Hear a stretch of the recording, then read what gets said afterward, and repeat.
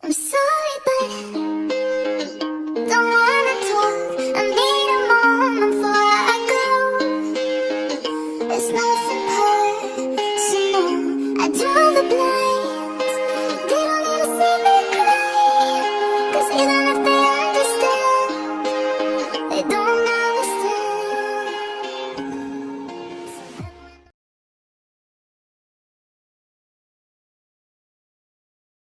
But Chris Hoy accelerating away here. High from the rest of the field. There's a crash at the back, but Hoy takes the goal. It just got too tight there. I think it's Wang in the middle who forced that to happen. It was just too tight. Hawking almost held it there. The calf of a Wang who got the bronze medal. There it is, look, straight through the leg. And you can see that Wang is saying, just look at that.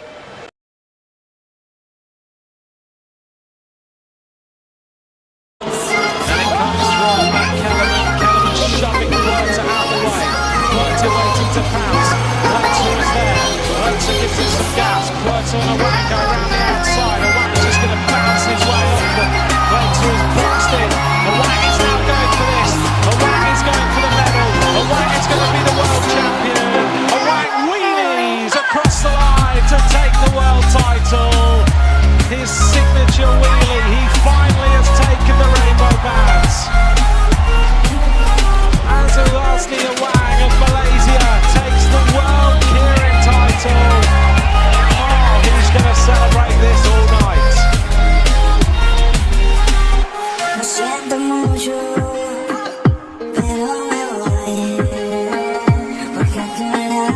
My name is Azizo Hasni Awang. Most of my friends call me Azizo. I'm coming from Malaysia, from a small little town called Terengganu. It's like a fisherman town. I'm doing track cycling. My event is keirin and sprint. As a kid, when I first get my bike with the supporter wheels, and I remember my late dad taught me how to ride the bikes, and a couple of days after that we need to remove the supporter wheels and I can balance myself. Me with my brothers, we racing each other in my hometown, and from there we started to join the local clubs, learning about how to ride mountain bike, and everything slowly from there. And in 2004 I moved to the capital city of Malaysia, which is Kuala Lumpur. I was selected to be in the sports school.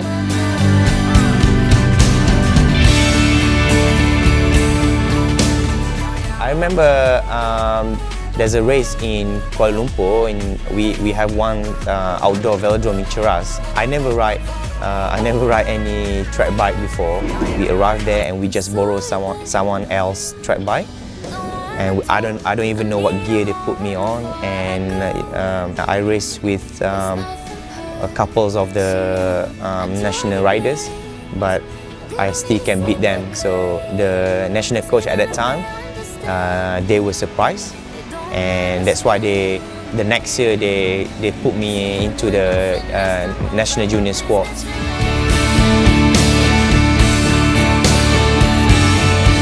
My first big win in my career when I was junior, it was an Asian Junior Cycling Championships in Kuala Lumpur. I was 17 years old. Asian Cycling Championship is one of the big tournaments for cyclists in Malaysia and also for Asia. And at the junior level, we never have anyone that win gold medal so far. And I performed really well. I won 3 gold medals and 1 silver. So from that performance, they analyzed and they decided to put me in the elite program. And they sent me to Melbourne to train with John Wesley. And from there, my career just improved more and more.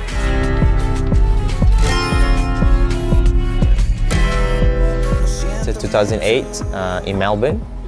It was my first World Cup after I moved to Melbourne, and I made the final. I was so happy, and I remember in that final we have current world champion, which is Francois Purvis from France, and also Shane Perkins from Australia, very big name.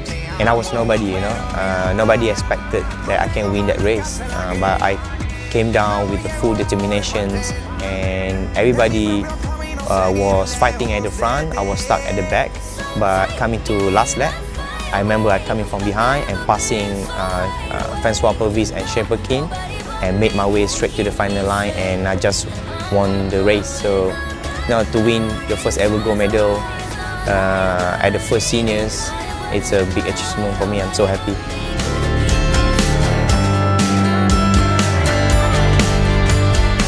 Before the race, I was at the rank #1 in the world. So I have to finish at least top 4 to maintain my world #1 title. When the race happened, now unfortunately I end up crash because there's a rider at the front crash on top of me. When I get up from the crash, I remember my coach came to me and asked if I'm okay. And I said I'm okay, and just pushed me because I want to finish the race. And when I stop my bike, I can feel a very strange feeling, a very strange pain that I never felt before. And have a look, and I saw like something very strange on my calf, and I thought I was hallucinating, and I like sort of like blink my eyes a couple of times and have a look again, and it's true, there's something just piercing through my calf, and I don't know what to say, you know. It never happened before to me, and I think it's pretty rare happen in the track cycling as well. I remember there's a paramedic that came to me, and I just showed my leg, and they even very shocked. They were like, oh, they don't know what to do, and it makes me more nervous about that. I was so scared when I look at the splinter through my leg. I'm so scared. I just scared that if I cannot ride my bike again, I'm scared if I might lose my leg, and also if I cannot achieve my dream to become a world champion.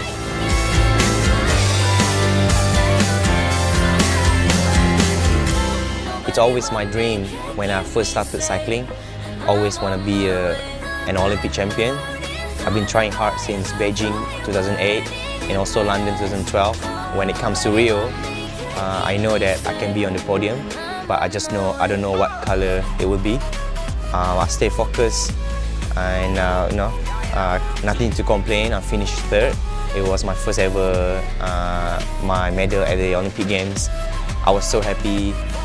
My country was so proud with that achievement. Malaysia, we never win any gold medal at the Olympic Games. So Tokyo 2020, it's going to be really interesting. I will work really hard to make sure that I will become the first Malaysian to win gold medal at the Olympic Games. In Hong Kong was very special for me. We came there with a big mission. Try to win gold medal and my first world title at the UCI World Championships. And in the final, I know that I can be on the podium, but I really want gold because that was my dream. You know, it's been 10 years for me to work that hard, and I just can't believe it was my day. I even can't believe myself that I already won the world title. It was a really tough final. We have a very good cyclist. It went really fast. I want to go to the front, and unfortunately I was stuck behind. I have no place to go, and I need to be patient. And I wait for the opportunity for me to launch my sprint. And luckily, coming to 1 lap to go, I saw small gaps, and I just sprint everything that I have. I just want to pedal to the finishing line. When I finish the race, I look behind. I don't see anybody coming yet. So I was like, oh, is that true or not? And I look at the scoreboard, and I saw my name was number 1. And it's very hard to believe. I blinked my eyes a couple of times, and I thought I was dreaming. And yeah, it's not a dream. Everybody was yelling at me and my coach, and I looked at my coach. He was so happy, and yeah. I mean, it's a reality, and I was so happy. I went to him, and we just celebrate the win. The moment when I stand on the podium, and I received the rainbow jersey, it was the proudest moment. It's the highest achievement in my career. I'm so proud. I still can't believe that I finally earned the rainbows. And I remember when I finished the race, we went back to hotel room, and I still can't move on. I still with the jersey, and I just lay down on the bed with my teammates. We are still talking about the race, talking about the achievement. You know, we're still talking about, oh, it's like a dream. We cannot believe. And I just sleep with the rainbow jersey at that night. After I earned the rainbow jersey, I can wear it for the whole season. It gives me sort of like big confidence. It pushes you to keep working harder because you have to defend the world title. So when you came down to the velodromes, all the riders give you a big respect. You know, you are world champions, and mostly when I come back to Malaysia, not so many Malaysians can see the Malaysian wearing rainbow. You know, so we have a world champion coming from Malaysia and wearing rainbows. We leave my legacy in Malaysia cycling, of course. I'm the first world champion, Olympic medalist, and I hope by the time I retire, I already become an Olympic champion. I hope with this achievement will encourage more Malaysians to do well in cycling and track cycling, of course, and I hope the sport will grow bigger in the future.